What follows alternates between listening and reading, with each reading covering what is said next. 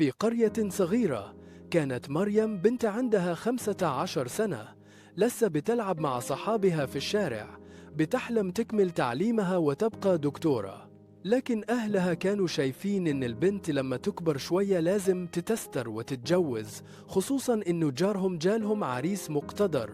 رغم دموع مريم واعتراضها، تم كتب كتابها بسرعة، وهي لسه مش فاهمة يعني إيه مسؤولية أو بيت أو جواز.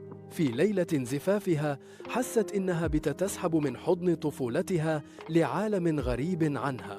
بعد شهور قليلة بدأت المشاكل. جسدها الضعيف ما استحملش الحمل المبكر، صحياً بقت تعبانة دايماً، والدكاترة قالوا إنها محتاجة راحة وعلاج. نفسياً بقت في عزلة، حاسة إنها تحرمت من المدرسة، من اللعب، ومن أبسط حقوقها كطفلة زوجها.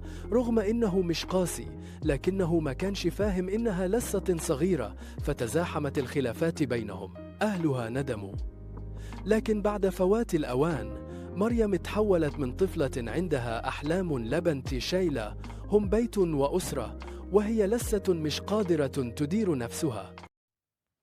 في قرية صغيرة، كانت مريم بنت عندها 15 سنة، لسه بتلعب مع صحابها في الشارع، بتحلم تكمل تعليمها وتبقى دكتورة.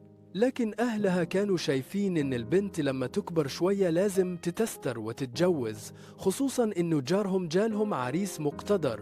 رغم دموع مريم واعتراضها، تم كتب كتابها بسرعة، وهي لسه مش فاهمة يعني إيه مسؤولية أو بيت أو جواز. في ليلة زفافها، حست إنها بتتسحب من حضن طفولتها لعالم غريب عنها.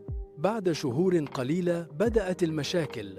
جسدها الضعيف ما استحملش الحمل المبكر، صحياً بقت تعبانة دايماً، والدكاترة قالوا إنها محتاجة راحة وعلاج. نفسياً بقت في عزلة، حاسة إنها تحرمت من المدرسة، من اللعب، ومن أبسط حقوقها كطفلة زوجها.